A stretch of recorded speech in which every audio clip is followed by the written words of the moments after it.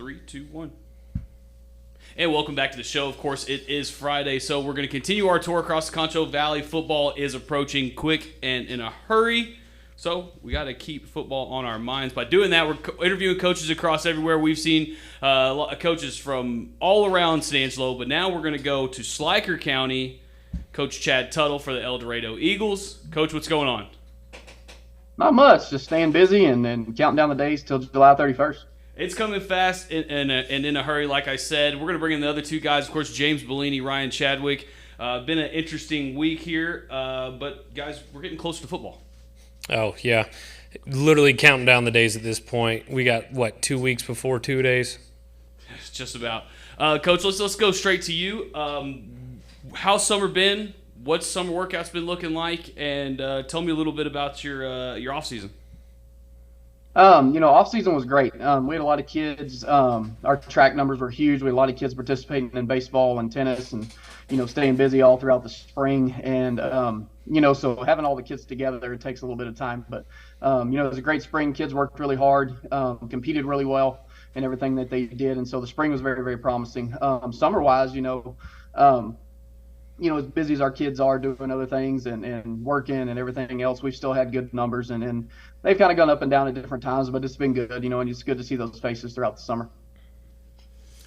All right, Coach. Don't really want to talk about last season. I want to talk about this new season. You got Omo Barajas coming back. You got Jason Corvarubius. You got Tony Kamiak. All these guys. Who's the leader? Who's stepped up? Who's the guy who's leading the charge this summer? I'll tell you, really out of that group,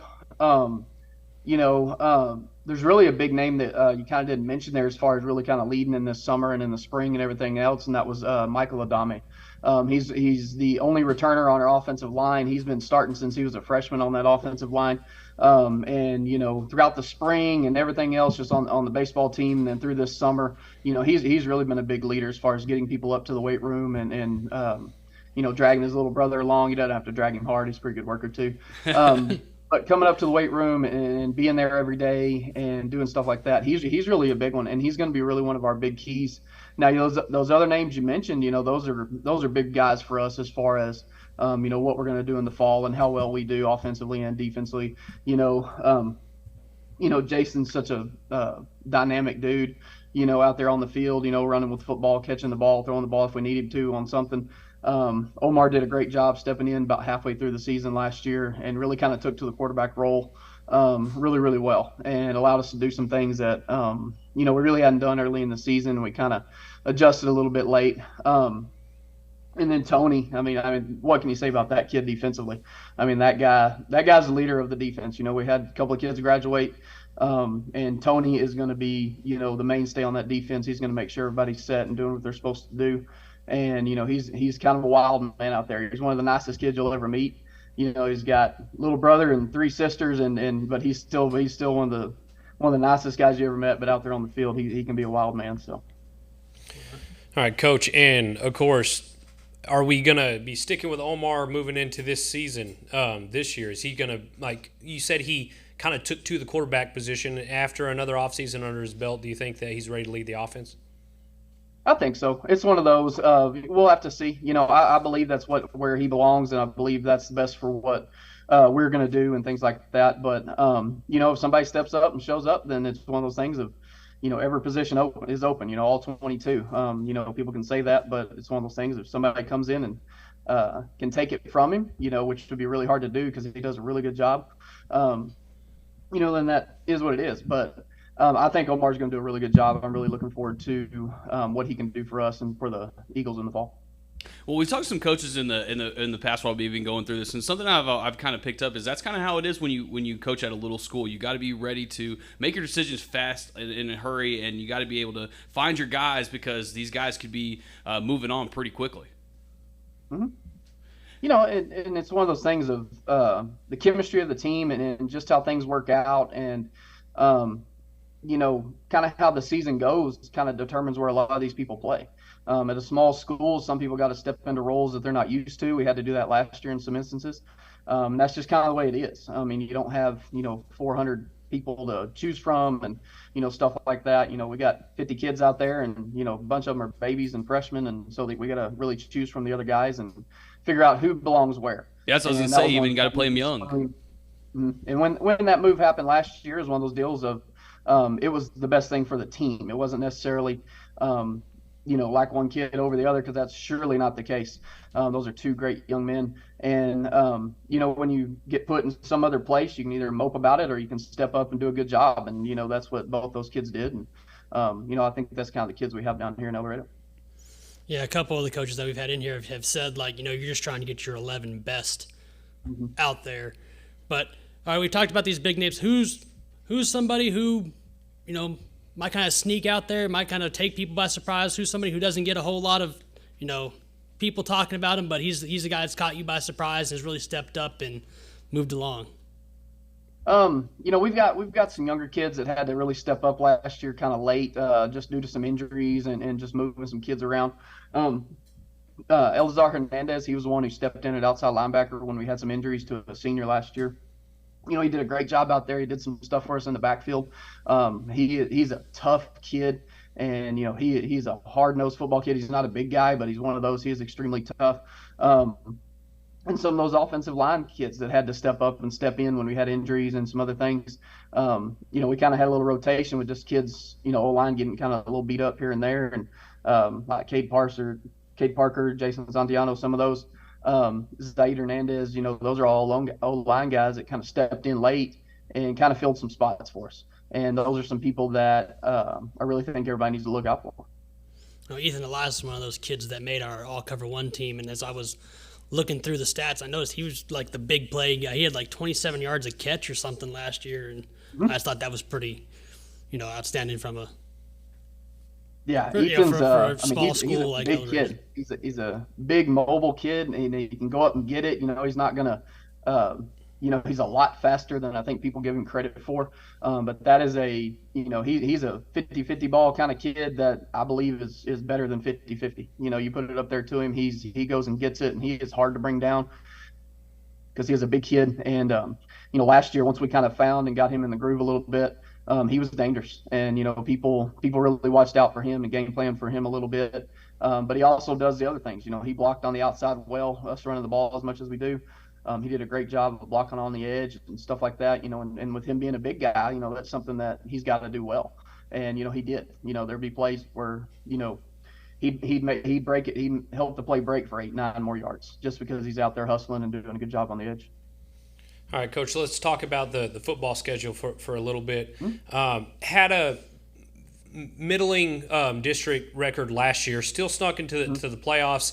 Excellent job, being in year one. But now moving into year two now, like what is it going to take for Eldorado to take that next step so you're not put up against an Albany in the first round?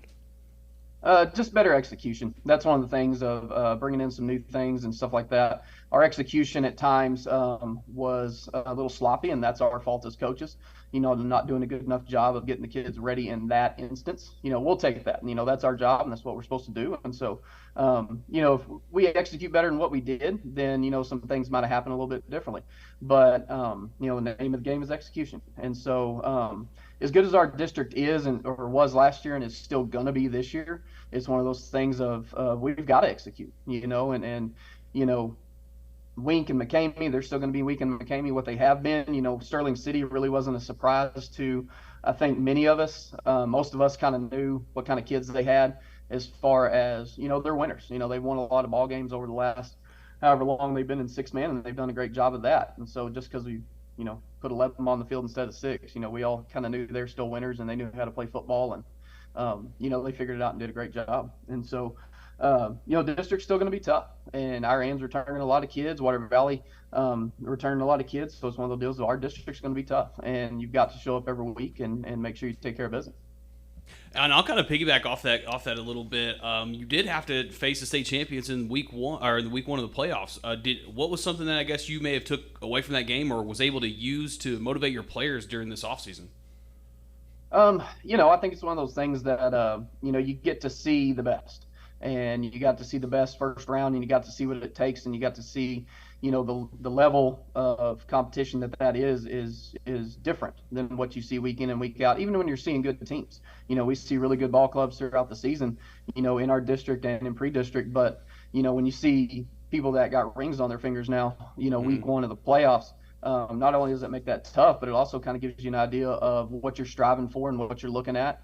And, those kids see those other kids throughout the school year, and they see the things that they do and talk to them. And a lot of them are friends with them, on Snapchat and all that other stuff. But they know what those kids go through, and they can see how those kids work. And hopefully they kind of, take a little bit from that and, kind of set those goals for themselves. I'm glad we kind of brought up district ball. Where do you see your finishes? I mean, obviously, I think there's blood in the water, and I think Wink graduated. Obviously, they're a big-time quarterback and big-time receiver. Sterling City graduated. That big fullback who was just – I've never seen a kid run as angry as that kid. Where do you think you're going to finish this year? And also, is there maybe like a game you have circled that you want to kick things off? Honestly, I think we can finish anywhere in the district. And kind of like I said a while ago with execution, we've got good enough and talented enough players and kids that play hard enough that if we execute and we do a good job as coaches and players of executing, then we can finish anywhere in that district. We can finish anywhere from first, second, third, fourth.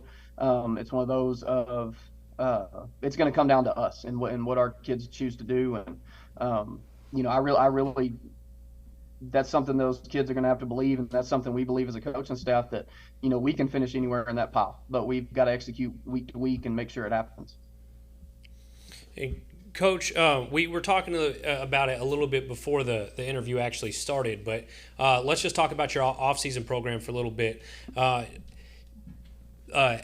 kind of things are y'all doing to prepare for the season, and how many guys are showing up? Can you see definite progress as we're moving into 2023? I can, and it's one of those things of one of the big things that we're having to replace is our offensive line. We've got Mikey back, but the other four that started the majority of the games are graduating. We had those young kids come in and kind of fill into some places, and so with us running the ball quite a bit, the weight room is huge, and the weight room is going to be huge no matter what you do. But so throughout the spring and stuff like that, you see a lot of gains with those kids, and the kids coming in the summer, you see a lot of gains and getting stronger and more explosive. And we spent a lot of time in the weight room, and we had a good chunk of kids run track and actually compete in track, and then the kids that happened to not be were in baseball, but they were also doing the stuff in the period that the track kids were, and getting faster and getting quicker and doing all that kind of stuff. And so to me, off season, did its job. It's one of those of I think our kids are going to be strong. I think they're going to be explosive, and that's what it takes to be good on a football field. Yep, bigger, faster, stronger. All right, so Coach here, cover one. We always end with a final question, so we'll each ask one, and then we'll give you just an open mic just to get everybody excited. I'll start with mine. Last year you guys were big on our very first week, and I think this is another one that's going to be week one. In the studio during the games, Chadwick bounces off to the football games, but me and James, we sit in here and debate it up. And, of course, James is none other than a Christobel Cougar. So I'm just going to get asked that. What does that rivalry mean, just the Cougars versus Eldorado? It's the Battle of 277. It's a big deal. Even though you aren't in the same district anymore, why is it still a big deal, I guess? I think a lot of it is just because of the familiarity between the kids. We're 20 miles apart, and those kids know each other really, really well. And they've known each other really well since they were all little. Playing Little League against each other, playing, Pee Wee football, little dribblers, those kind of things, and competing against each other in everything from basketball to football to baseball, track, golf, tennis, and your UIL stuff with academics. They see each other all the time. And so they compete against each other, and you want to be, it's just like your buddies. You want to beat your buddies. And it's one of those things, even if they're not your buddy, it's somebody close. And, just the rivalry between the towns, it's just bragging rights. And it's one of those things of, it's been competitive, and this was such a good ball game last year. We got to come out on top on it, but it was one of those things of it's going to be another battle. It's going to come out and be, a great way to start the year and make sure everybody's focused going into the season. Because if we're not focused game one, then against a rival and somebody that's pretty stinking good, then we're going to be in trouble early. So. Yeah, do you think you're going to always continue that, even if they don't put you on the same district this next upcoming year? And he and I have talked about it. Coach Otho and I, we've talked about it a little bit, and we're for sure playing, no matter what, as far as whether we're in the same district or not, and those kind of things, depending on D1, D2, and that kind of stuff. But, we're going to continue to play, whether it stays week 1 or not. I think depends on kind of what other games we can find and stuff like that. He and I've talked about it going back and forth, what we need to do and that kind of stuff. But it's something that'll continue to happen, with Cristobal. Well, don't worry. I'll always be picking you guys just to count on James over there. All right, James, your turn. I remember I heard it when I came out there for just to talk to you last season. I heard it from your defensive guy. Oh, Bellini always picks Cristobal. Like we were good friends. Hey, but I appreciate that y'all watch the shows and everything. That means a lot to us up here.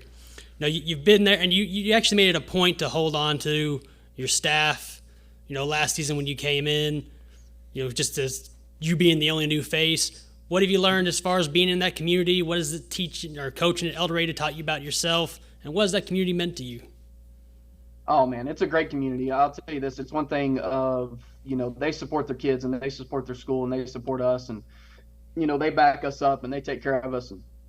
And so that's one of the greatest things you can have with community is just taking care of your kids and taking care of us and taking care of the school, really. I mean, it's not just athletics. I mean, these parents in this community really love and cherish and take care of all these Eldorado Eagles and Lady Eagles because, that's their pride and joy and that's their kids and that kind of represents their town. And it's a point of pride, with everything we do from academics to athletics and all that kind of stuff. And, so the community itself, as far as that goes, has been really, really awesome. And that means a lot to me and my family as far as, being able to take care of them. They've taken my kids in and, they love them and root for them whenever my kids are doing things as well. They're pretty little, but you got lots of people and kids and community members that'll root for them and, give them high fives when they're doing stuff too. Chadwick? Yeah. And, Coach, let's just go ahead and end with one that just lets everyone out there get to know you a little bit better. You've been a coach for a while now. Who do you emulate your coaching style after? Like, where did you learn how to coach, and who did you decide to, The long story short, kind of the way I do things is probably a culmination of a lot of really, really good men. I'm a coach's kid. So my dad, Gene Tutle, he coached for 34 years in high school and big schools, little schools. He did it all. He was an AD for a time. He was a medical coordinator on both sides of the balls and all that kind of stuff. And so, I feel like the way I treat kids and the way that I love kids and make sure that kids know I care about them probably comes from him more than anything.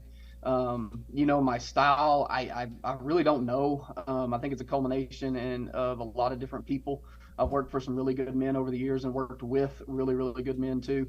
And so I think you just pick and choose, what kind of fits your personality and what you like. And you take from those good men that have been successful and kids love and kids invite to weddings and graduations and all that kind of stuff. I think you take it from there. And so, that it's a big handful of men that were my coaches or that I've worked with over the years. All right, Coach, then I'll give you the final thought here. Just tell the viewers watching why they should be excited for Eldorado football this year and just get them pumped up, ready to go. Man, we've got great kids in Eldorado, and you got kids that are going to go to the wall for you, and they're going to play their tails off. And, you can't ask any more from kids. The biggest thing you can ask from a kid is to give you everything that they have, and not just football, but everything we have here in Eldorado. Our kids step up, and they do a great job. All right, there it is, the man, the myth, the legend, Chad Tutle, head coach of the Eldorado Eagles down there in Schleicher County. Coach, we really appreciate you coming on the show.